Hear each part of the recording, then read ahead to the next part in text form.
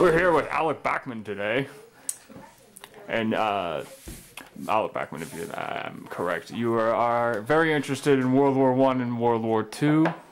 I specialize in World War II aircraft. World War II aircraft specifically. Mm-hmm. And which two World War aircraft models do you have for us today? Well, I thought today I'd take a look at two of my favorite aircraft. Not exactly my favorite, but I'm going to look at the Axis dive bombers. These are the bombers that they used during World War II for diving on their targets. I would have included an Italian one, but the Italians didn't really have dive bombers. They just had these like planes that drop bombs and kind of went in a downward position, but they didn't have true dive bombers. Not true dive bombers. So I think I'll review the Japanese. What was the dive bomber's specific purpose during the war? The dive bomber was to hit like specific targets, like accuracy was their number one. That's the deal. It's accurate. Like, I'll review the Val first. This is the D3A Val, actually known as the Achi. And this aircraft was an amazing carrier aircraft. The Japanese used to use this on all their aircraft carriers.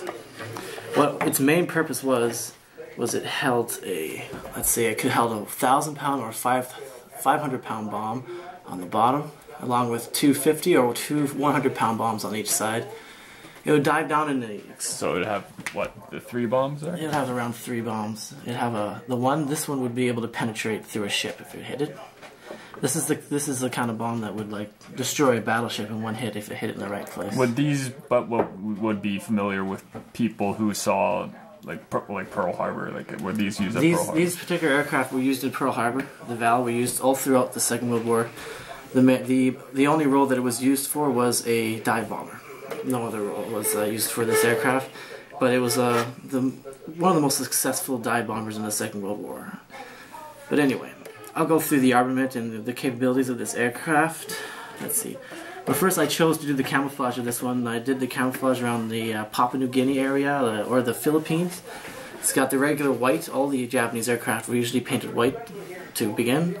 But this aircraft had a green camouflage painted over top. Now I understand you like to paint your own camouflage sometimes on your models. Yeah, well, I copy rare camouflages from like the Russian front, or I like the Japanese and German camouflages a lot. Like, they have a very unique type of camouflage in their aircraft.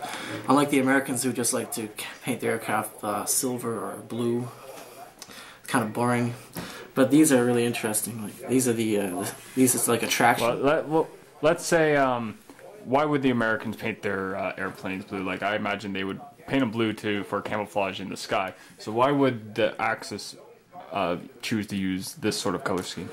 Well, this particular aircraft was fighting over the jungle, like over Papua New Guinea and the Philippines and stuff. So instead of just having it all white, which is it's like the color that it would be in the sky, it would be painted green to like match over the forest that it's fighting over. The point of the black up here is actually because the sun reflecting off the aircraft creates a glare that bothers the pilot. So they had to paint the front of the aircraft black, which reduces glare and allows them to see better. This was a 2-manned aircraft. There was a pilot. There was also a rear gunner. He was armed with let's see, I think it was a 13mm machine gun in the back there. That little dude's holding right there? Yeah, there was a single 13mm. You could put it in. You could actually fold the canopy over top and take it out manually. It wasn't on through the swivel in the window. This aircraft actually has been through a couple battles. As you can see, it's been hit with a couple shots here. I don't think it was much damage though, because it's still flying. Made it back home just fine. But the pilot also had a couple of forward-firing guns. Had a couple 13mm guns in the nose here that shot through the propeller, just in case they came across enemy aircraft. They could at least have some sort of defense. Exactly. Oh, it was used for strafing a lot as well. So this was Japan's main dive bomber. Yeah. And how old were you when you made this model? I was only 18. 18? 19 maybe. So not that long ago. But this was along the Zeros and the Kates when they were on the aircraft carrier. So let's go to the next one. The wings also fold up. For more space on the aircraft. And this is a really interesting aircraft. You talk about this a lot. Yeah, this is a Stuka. This is the Ju-87 Stuka. This is the advanced series they had during 1943. This is the series that actually didn't have a bomb. All the main Stukas usually carried a large bomb in the middle. This Stuka is called the Tank Buster because it has two 40mm cannons coming out of the side here on pods. It'd come down and just shoot cannons at tanks, pretty much. Now I imagine tank armor is usually pretty thick. So Yeah. how effective were those? I wouldn't imagine. I'd imagine you need an entire bomb to take out a tank. How effective were those guns? They were very effective. They were armor piercing, and they could shoot multiple times. Like it'd go boom, boom, boom, and you'd have 6 shots out. So it'd be it's a very, very devastating weapon. And it'd be that quick, just 6 shots, tank's done. Yeah, well, even 2 would destroy it if it hit in the right place because it's armor piercing. So and high velocity too. At least disable the vehicle. Oh yeah. That's the thing about tanks. You don't actually necessarily have to outright blow them up. You would just have to Oh yeah. take out a track or a turret. This thing really destroyed. Even there's a 30mm cannon, not 30, a 20mm one in the wing here. The pilot controls, even that can destroy a tank because it also has every 4th shot is armor piercing as well.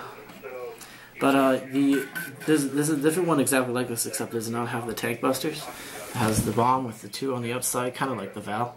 And So another model doesn't have the guns here? this is a later model, but this is the one with the tank busters on it. Alright.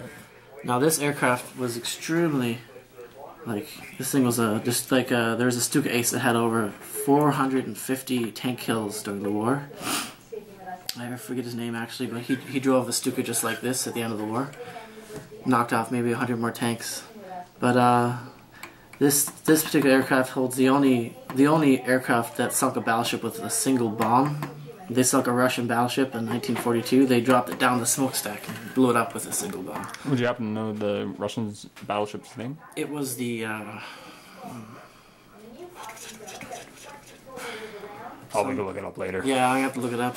It was a crazy Russian name, but very effective aircraft. And it also had just in case they were attacked by any enemy aircraft, they had two I think 10mm machine guns mounted at the back that the back gunner would control here. Was it common for all dive bombers to have some sort of rear gunner? Yeah, it is common because they're a slower aircraft than the fighters, so it was always a good idea to have protection in case they get attacked from behind. And I camouflaged this one based off the Russian front, so this one would have been fighting against the T-34 tanks, bombing the T-34s and any other kind of things they came in contact with on the Russian front. So what did the Russians do to try to prevent this thing from blowing up all their tanks? What sort of defenses could they have done? Well, this thing, once the Stuka goes into a dive, there's not much you can do. I hear it makes a peculiar sound when it makes a screaming demon sound, kind of like a. So once you hear that sound, it's you shit pretty your much pants over. and run. So this was a extremely tactical aircraft. But the Russians, the only thing they really did was they made more fighters so they could have more of a chance of shooting more of these down.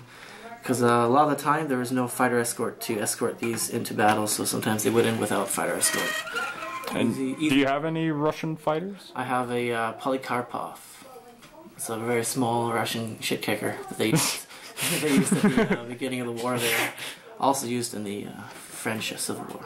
I mean the Spanish Civil War. But yes. So these are the 2 Axis dive bombers World War II. And